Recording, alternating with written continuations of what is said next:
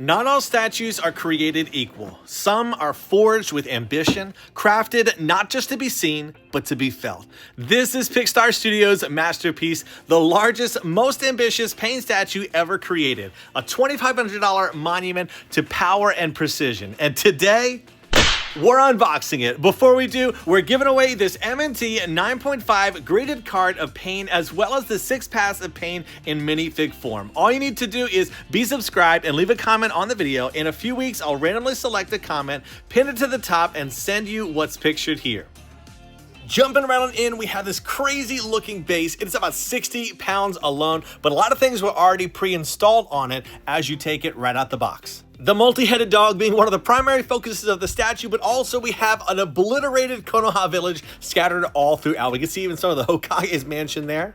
An insane amount of detail just to be packed into the base alone. Now, the Naraka's Path, King of Hell head is huge, right? The size of a human head can fit an apple inside of there. Two different options are available for the nameplate on the front. The first one being in Chinese, and then the second one is just the hidden rain village, or like the defected version of that with the scrape across the front.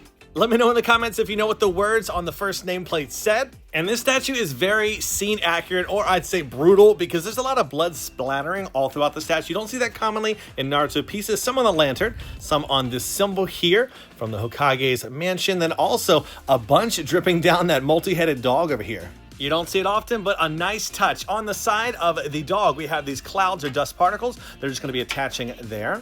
And the dog's tongue with a bunch of saliva was sculpted separately, something I never thought I'd be holding. Scratch that one off my bucket list. But just like the Naraka Path, right here's the mini apple, and you can fit an actual full-sized apple inside of this dog's head. If you look closely at the roof of the mouth, you'll see the chakra rod coming down as well. Now, I said most of the base was sculpted as one unit. There are some pieces they decided to sculpt separately. This one here, primarily you can tell because there's a bunch of pointy bits coming out of the side with the dust particles. And then we have a piece of concrete here with a shinobi's headband up top, some blood as well, so they probably are eating some dirt. Now, whose headband do you think this is? I'm gonna say it's Konohamaru's trainer Ibisu. Now we have another effect piece over here, or a little concrete piece that's gonna stick off the side. We have some ninja tools scattered all throughout the statue. Two kunai here, they're actually made of metal. And then moving back to the front, we actually have one kunai that goes here, but I forgot to mention this piece was sculpted separately, magnetizes on, and a ninja throwing star was sculpted here too. If you recall correctly, the King of Hell had these feathery head pieces coming out of the top portion of his head. Thankfully, those are sculpted separately, very, very fragile. As expected for such a holy grail statue of the 6 Paths of Pain, we got some LEDs powered by USB to USB-C. It's the eyes and the chakra underneath the Naraka Path of Pain. So really cool to see those Rinnegan brought to life that way. Now, this statue is in a 1/6 scale, so the characters are rather larger. It doesn't help as well. This is the Naraka Path of Pain. He is one of the taller ones of the bunch here. So very standing, commanding pose as he's summoning the King of Hell statue from the ground. Sometimes studios will have texturing on the clothing. They do not. They went for more of a smooth look. I do have to mention here, so this is just in regards to the sculpting, and whoever crafted this 3D, incredible. Love the lifelikeliness of the hand. You can see all the muscles, joints, wrinkles. It's incredible the way they were able to paint that on there and bring those details out. Now, if it's one thing I'll always be praising Pickstar Studio for, it is the head sculpts. Every single one of them that they've made so far looks like it popped right out of the anime, not skipping any details and adding so much depth and layers to the paint jobs they do on them. Like most statues, they do have an edition size plate. This one is a metallic one that goes in line with the ones they've released so far. You can see my edition size there. So less than 500 units made. Comes with a kickstand you can put on the side. And included with is a case that, if unzippered, you'll find a brush for dusting and also some black gloves if you want to wear those while unboxing. If you follow the channel, you know I love my graded cards next to statues. We have this black label MNT MR of Pain here in the case made by Graded Guard called Nebula. And then we have the 6 Paths of Pain. This is a promo, a PR, in a 10. So that diamond up there with just a black case. Let me know which one you think I should display next to them. I'm kind of leaning on the 6 Paths of Pain, but the other one looks so good in that Nebula case. Do let me know which one you think looks best. Moving on, we have the Animal Path of Pain. Now, this is the version 2 because version 1 got messed up by Jiraiya. So the only female in the group, and you know what would have been cool to see in the series is if they would have given us some backstory in regards to the different paths of pain that Nagato controls, maybe their history as a shinobi, where they came from, what their powers were before, but again, another perfect head sculpt by them.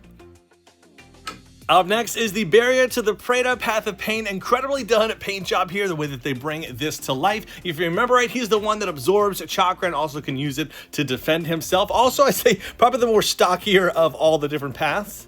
He's very similar to the other pain outfits, but he does have different hands compared to some of the other ones. We can see that barrier or chakra absorption happening as it's coming out of his palm there.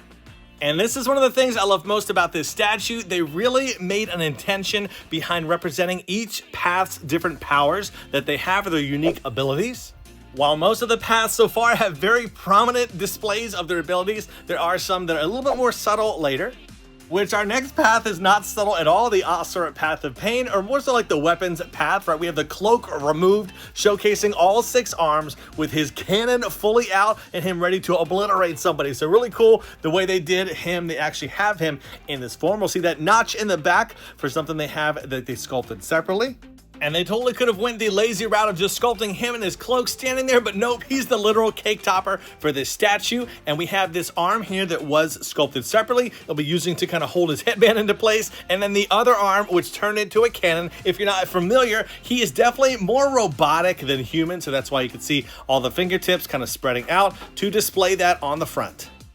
As if this statue wasn't tall enough already, we have the tail that's going to be added to the back side of him where that notch was. All along the blades, we can see some blood markings. And then as we get to the very tip, it's got a cool little blood design there. I don't know why that looks really cool. It's like a crimson red look.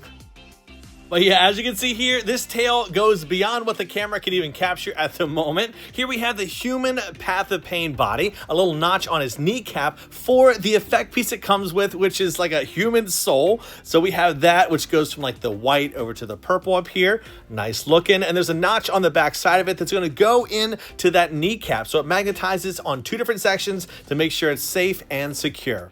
Out of all the head sculpts, this is definitely one of the more better looking just because you have the nice flow to the hair, while some of the other ones are just slicked back or just straight up pointy looking. Again, that head sculpt looks amazing. You got that piercing right in the middle of his nose. And then for the centerpiece crown jewel, the Deva Path of Pain, you can see his hand outstretched in one of his classic, more iconic poses. Gotta be really careful when installing him because he could scrape or knock against other paths that's already been installed. Looking at his hand, this is the only one I will mention that does have the ring on there, right? Because this is the main path that's represented in the Akatsuki. And for his head sculpt, same as the others, right? Absolute perfection. He's got that cold, hard stare that we love to see in the series. And you can tell, right, the confidence that's oozing from him with all these paths surrounding him. So with everything attached, we'll dim the lights. I had to really back things up in order to capture the full statue with the LEDs on, but absolutely glorious. Such a holy grail. I hope you enjoyed today's video, and my next will be Pickstar again as well. Looking forward to it. I'll see you there. Do what you love and love what you do. Bam out.